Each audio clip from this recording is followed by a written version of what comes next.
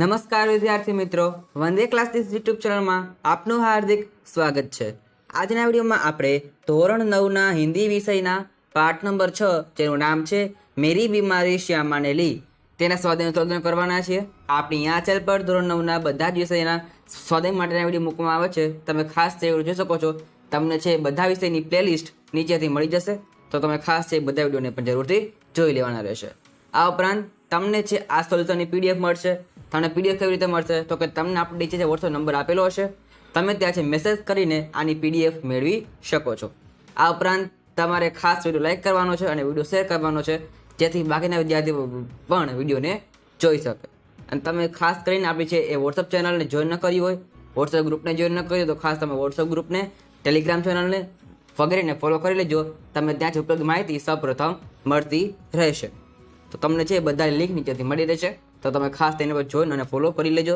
તો ચાલો આપણે આજના વિડીયોની શરૂઆત કરીએ। ધોરણ 9 વિષય હિન્દી પાઠ 6ના સ્વાધ્યાયનું સંપૂર્ણ સોલ્યુશન। प्रश्न नंबर 1, प्रश्नों के उत्तर एक एक वाक्यों में लिखिए।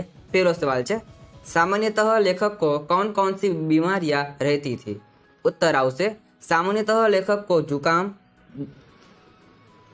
खांसी, सिर दर्द आदि बीमारियां रहती थी। बीजो सवाल, लेखक एलोपैथी का उपचार नहीं करते थे, क्यों नहीं करते थे? तो जवाब में आवश्य क्योंकि वह महंगा होने के कारण उनकी शक्ति से बाहर था। त्या पछी सवाल नंबर 3, बच्चन जी को मुक्ता प्रसाद जी ने कौन सा उपचार बताया था? उत्तर आवश्य मुक्ता प्रसाद जी ने बच्चन जी को लुई कोने के पानी के प्रयोग से रोग दूर करने का उपचार बताया था। ते पछी प्रश्न नंबर 2, प्रश्नों के उत्तर 5-6 वाक्यों में लिखिए। पहलो सवाल है तेनी अंदर, लेखक बीमारी में भी क्यों काम करते थे? उत्तर, लेखक की आर्थिक स्थिति अच्छी नहीं थी।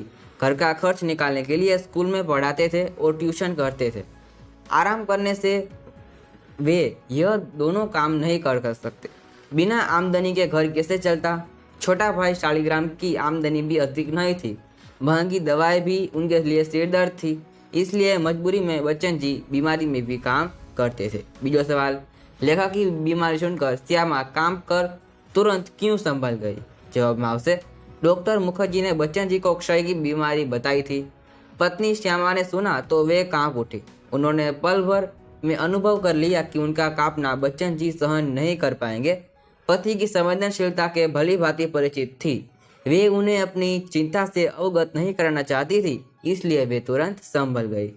सवाल नंबर 3, लेखक को ऐसा क्यों लगता है कि उन्हें श्यामा के लिए जीना संघर्ष करना चाहिए?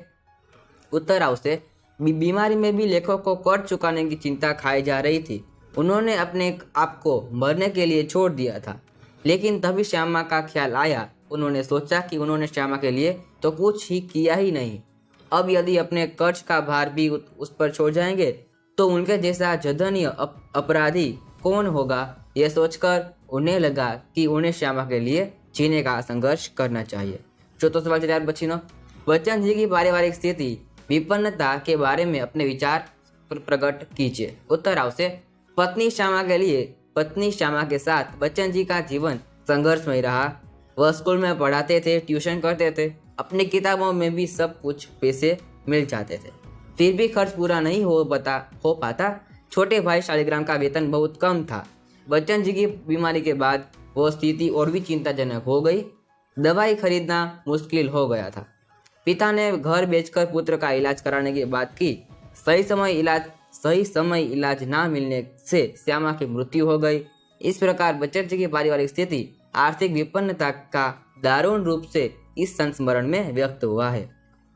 त्यार पछी प्रश्न नंबर 3, नीचे दिए गए वाक्यों का भावार्थ समझाइए। पहलो सवाल है तेनी अंदर, वाक्य पहलू आपेलू है, बीमारी अमीरों की हरमजदगी है, गरीबों को उसे अपने पीछे न लगाना चाहिए। तमे तेनो भावार्थ है तमे स्क्रीन पर જોઈ શકો છો। બીજું આપેલું છે, કામ કે પીછે બુખાર ભાગે, આવશે કામ કે પીછે બુખાર ભાગે। તમે તેનો મળતી જવાબ છે સ્ક્રીન પર જોઈ શકો છો। ત્યાર પછી છે પ્રશ્ન નંબર 4, શબ્દ समूह के लिए एक एक शब्द લખવાનો છે। પહેલું છે તેની અંદર, जहाँ शरण लिया जा सके, तो जवाब में आवश्य शरण स्थल। 100 बरस जीने का आशीर्वाद, तेमा आवश्य शतायु। ત્યાર પછી शुभ मार्ग पर चलने का आशीर्वाद, तेमा आवश्य स्वस्ति पंथा। ત્યાર પછી વિરોધી શબ્દ बताइए। पहलू है चिकना, तेमा आवश्य खुदश। મધુ, તેમાં આવશે કટુ. ત્રીજું છે ક્લશ, તેમાં આવશે શાંતિ. અને ચોથું છે વિમુખ, તેમાં આવશે બંધ. તો આપણે આજના વિડીયોમાં છે ધોરણ 9ના હિન્દી વિષયના પાઠ નંબર 6 જેવું નામ તમને આપેલું છે મેરી બીમારી શ્યામાને લી, તેના સોલ્યુશન કર્યું છે. આપણી ચેનલ બાકીના વિડીયો અવેલેબલ છે સ્વાધ્યાય માટે, તમે ખાસ એને જોઈ શકો છો. તમને તેની જે પ્લેલિસ્ટ છે નીચેથી મળી રહેવાની છે. આપણા તમે ખાસ કરીને વોટ્સઅપ ચેનલ, વોટ્સએપ ગ્રુપ અને ટેલિગ્રામ ચેનલ જોઈન ન કરી હોય તો ખાસ તેને જોઈન કરી લેજો. તમને ત્યાંથી ઉપયોગી માહિતી અને મટીરિયલ્સ હંમેશા માટે મળતા રહેશે.